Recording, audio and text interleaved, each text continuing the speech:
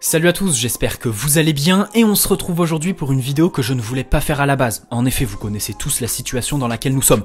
Le club va enregistrer un déficit record cette saison et forcément la priorité n'est pas au mercato mais à économiser ou faire rentrer de l'argent. Mais cette année plus que jamais, les opportunités sur le marché sont nombreuses. J'ai consacré une vidéo à l'opportunité Pogba mais c'était assez utopique. Alors on va revenir à la réalité. Je serais tenté de dire triste réalité, mais non. La réalité c'est qu'aujourd'hui le club peut faire un bon mercato sans se mettre en mauvaise posture financière. Mais bien évidemment, un bon mercato passe par des ventes, des formats avantageux comme le prêt avec option d'achat et surtout un très bon sens des priorités. En effet, si on prend l'effectif actuel du PSG, on constate qu'il faudrait renforcer quasi chaque ligne si on en avait les moyens. Or, même si on peut faire un bon mercato, quand je parle de bon mercato, je ne sous-entends pas 150 recrues piochées au hasard sur le marché, une ou deux recrues peuvent faire ton mercato hivernal. Alors il faut prioriser certains postes par rapport à d'autres, ce qui est très difficile quand on voit l'état actuel du PSG et le nombre incroyable de joueurs qui jouent sans avoir le niveau. Alors on va prendre les postes un par un pour commencer. Chez les gardiens, tout va bien. Seul défi ici, se débarrasser d'Alphonse Areola, mais aucune urgence. À droite de la défense, Florenzi a signé cet été. Avec Kehrer, ils offrent à Pochettino deux solutions très intéressantes qui permettent une diversité des profils dans l'effectif. Colin Dagba ne progresse plus. Il a 22 ans et on peut se demander s'il réussira un jour à être au niveau. J'ajoute Timothée Pembele à cette liste. Son profil est très intéressant, il est polyvalent et prend pas mal d'initiatives qui font de lui un joueur très mature pour son âge, en plus d'être un crack. Il a prolongé son contrat jusqu'en 2024, donc aucune pression pour le club ni pour le joueur. Maintenant, il faut l'intégrer dans la rotation. On a donc 4 joueurs, un éternel espoir qui déçoit, un petit nouveau qui est plein de promesses, un Italien qui a bientôt la trentaine et qui est là en prêt avec une option d'achat avantageuse, et enfin, on a Thilo Kehrer, qui a des qualités indéniables, mais qui a un très gros souci mental, en plus d'être plus que fragile physiquement. Les 37 millions d'euros pour racheter la dernière année de son contrat, c'était de la pure folie, et forcément ça n'a fait qu'augmenter la pression, donc la déception aujourd'hui. Il s'est encore blessé en début de saison, il a voulu revenir bien plus tôt que prévu, et au final ça a donné le match qu'il sort à Lille. Ici je pense qu'on peut se séparer de quelqu'un, histoire de tirer une petite somme d'argent et économiser un salaire sans avoir forcément besoin de remplacer dans l'immédiat. Le choix est vite fait, c'est soit Dagba, soit Kehrer. Personnellement, mon choix s'oriente vers Thilo Kehrer. Je ne pense pas qu'on puisse espérer plus de lui, que ce soit sur le terrain ou financièrement. Je suis pas certain que sa valeur marchande augmente à l'avenir en restant à Paris, au contraire de Dagba qui, je pense, n'a pas encore bénéficié de la visibilité nécessaire pour maximiser les profits. Kehrer est défaillant mentalement et ce depuis Manchester, on le sait tous. Il se blesse beaucoup trop et n'a pas confiance en lui les rares fois où il est sur le terrain, ce qui conduit à des erreurs idiotes qui coûtent plus ou moins cher. Pour lui, je pense que changer de club est la meilleure solution. S'éloigner de la pression qui entoure le PSG, repartir sur de nouvelles bases, dans un club moins exigeant et avec moins d'attentes, je pense que c'est la solution pour qu'il relance sa carrière. Pour le PSG, il y a moyen de tirer 10 à 15 millions d'euros, Kehrer sur le marché des transferts. En défense centrale, aucun débat possible, il faut recruter. Et enfin, à gauche, la recrue sera le retour de Juan Bernat, qui manque beaucoup. Ici, pour le coup, je suis pas sûr que Bakker puisse faire mieux que cette première partie de saison en termes de visibilité. Si on peut faire quelques millions ici, aucune hésitation. Il ne s'imposera jamais dans tous les cas. Au milieu, le club s'est déjà bien renforcé cet été avec les recrutements de Danilo et Rafinha qui ont donné satisfaction jusqu'ici. Mais avec la situation actuelle, il faut bien faire rentrer de l'argent et c'est pas en vendant Kehrer 10 millions qu'on va s'en sortir. On pourrait penser à Gueye et sa bonne cote en première ligue, mais pour moi, ce n'est pas le premier de la liste, histoire de profil.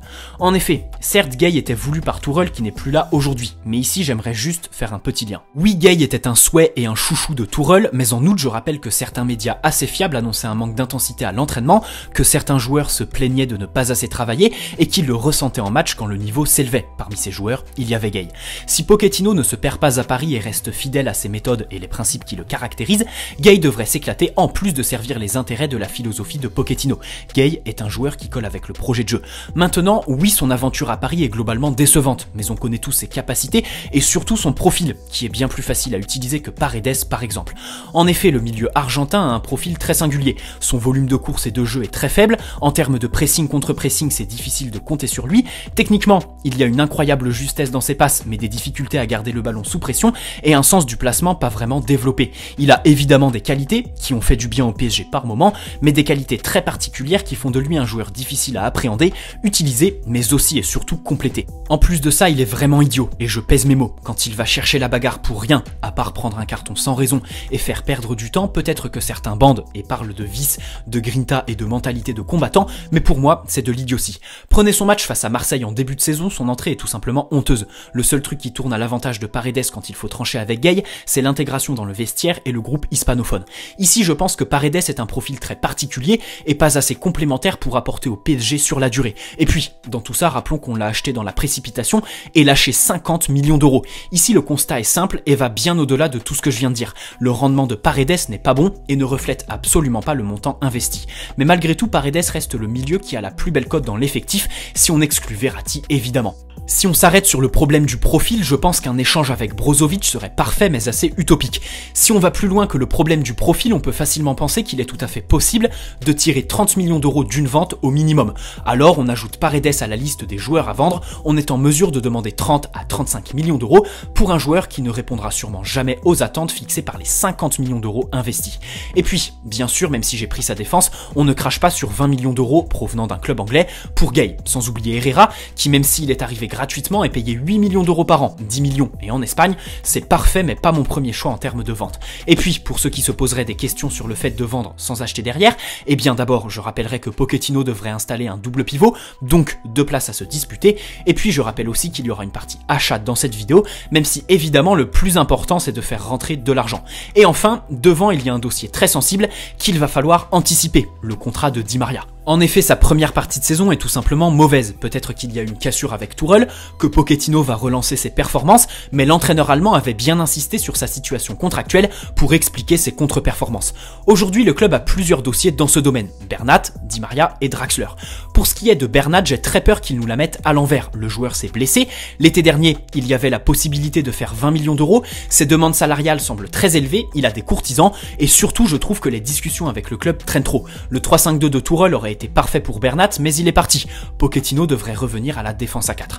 Sportivement, on peut remettre en question ses capacités défensives, pour ça qu'il est bien plus intelligent de le faire jouer en piston, et puis rappelons qu'il a été recruté pour ça.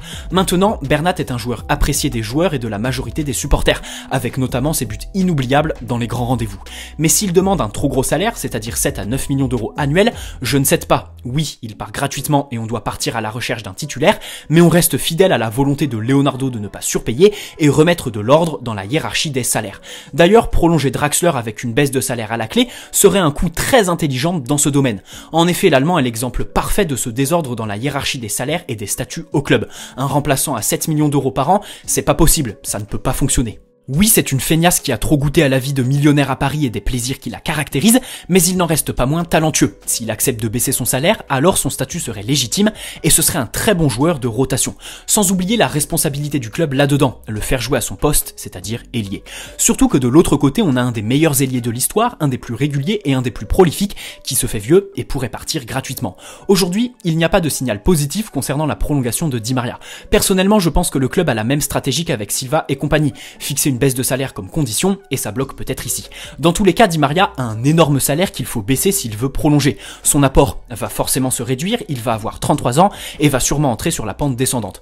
Bien sûr, c'est sûrement le joueur le plus régulier sur les dernières années et un de ceux qui ont le plus répondu présent dans les grands rendez-vous. S'il accepte une prolongation d'1 ou 2 ans avec baisse de salaire, n'hésitons pas. Mais aujourd'hui, je pense que la tendance est à un départ libre, même si évidemment c'est subjectif et qu'il n'y a absolument rien de fait.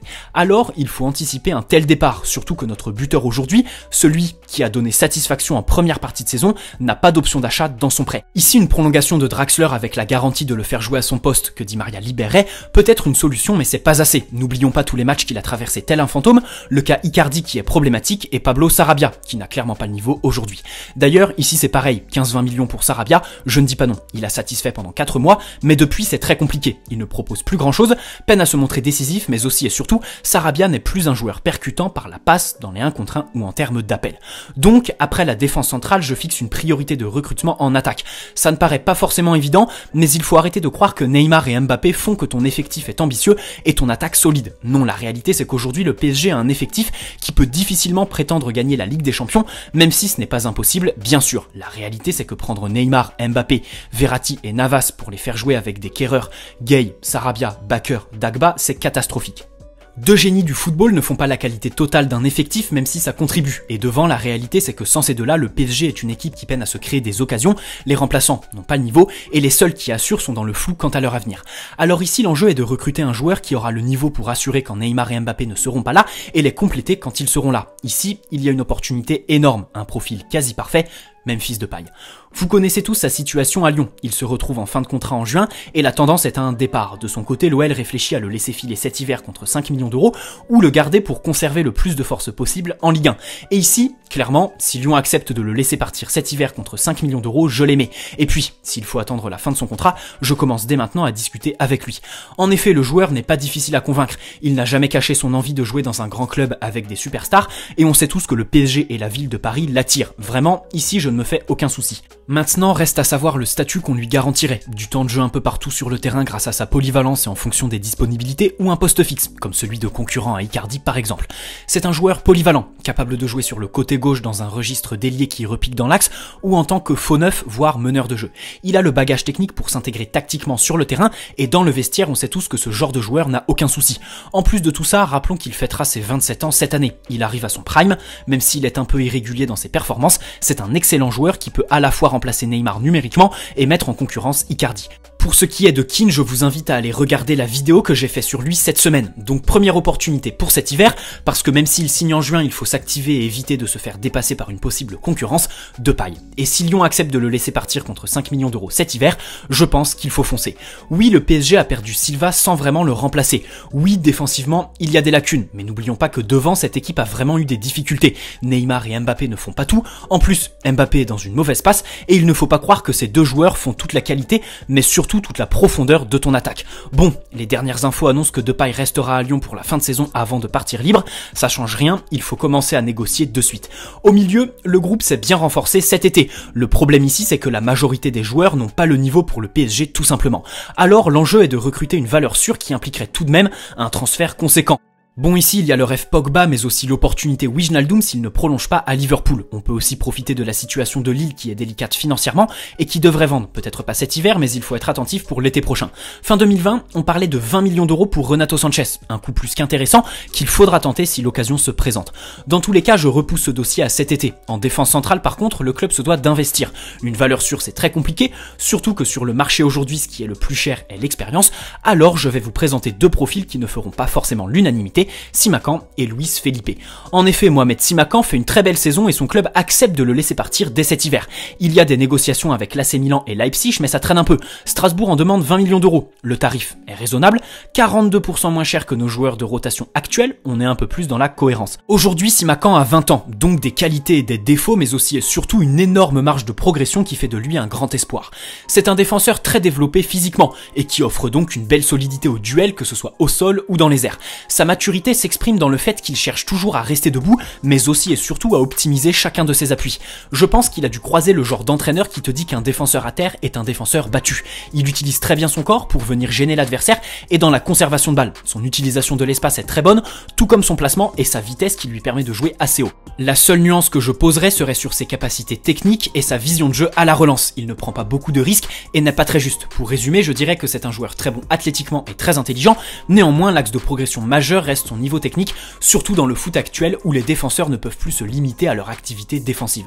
Pour 20 millions d'euros, je pense que c'est un très bon coup, made in Ligue 1 qu'il ne découvrira pas s'il signe et avec de très belles perspectives d'avenir sans prendre un risque démentiel au niveau du prix que nous sommes en mesure d'aligner. Mais ici, il y a de la concurrence et un intérêt du PSG est peu probable. En revanche, si on va sur le terrain préféré de Leonardo, à savoir l'Italie, on entre dans du concret. En effet, cet été déjà, il était associé au PSG par des sources très fiables. Luis Felipe est surveillé de près. Et ici, ce qui est très intéressant, c'est sa situation contractuelle, mais à la différence de Simakan, pas sûr qu'il puisse partir cet hiver. Son contrat le liant à la Lazio Rome court jusqu'en juin 2022. Il y a donc 1 an et demi de contrat à racheter aujourd'hui. Si le joueur refuse de prolonger à Rome, son club sera obligé de le lâcher cet été, et je pense qu'on peut boucler l'affaire pour moins de 30 millions d'euros. Même si c'est un habitué de la défense à 3, Luis Felipe pourrait s'intégrer dans une ligne à 4. C'est un défenseur très rapide, explosif et très réactif. Le genre de défenseur qui s'éclaterait à défendre sur Mbappé au quotidien et qui complète compléterait bien Marquinhos en l'absence de Kimpembe. À gauche de la défense, comme je l'ai dit plus tôt, le retour de Bernat va faire un bien fou, et pas sûr que Bakker ou Kurzawa partent cet hiver. Dans tous les cas, ils ne rapporteraient pas grand chose et ne sont pas des priorités dans le sens où leurs salaires sont normaux et reflètent leur statut. Il n'y a pas vraiment d'économie à faire ici. À droite, si on se sépare de quelqu'un, il reste 3 autres défenseurs. Si on peut obtenir un petit prêt d'un joueur comme Odriozola par exemple, je ne crache pas dessus. Concernant Florenzi, j'attends la seconde partie de saison, mais il y a déjà une certitude, on ne doit pas en faire notre titulaire. Donc la priorité cet hiver reste les ventes. Si on peut saisir l'opportunité de paille dès maintenant, c'est très bien, sinon ça attendra cet été. Et puis, s'il faut investir en sortant une petite somme, ma priorité va à la défense centrale, où Simakan peut partir dès maintenant. Et enfin, si on réussit à faire de l'argent en vendant un milieu, ne crachons pas sur un Dele Alli ou Eriksen, sur qui on pouvait avoir des réserves avec Tourelle, un peu moins depuis que Pochettino a signé. Ce sont des coups qui satisferont tout le monde, en plus d'avoir de la crédibilité dans le fait que l'entraîneur connaisse et sache appréhender le joueur.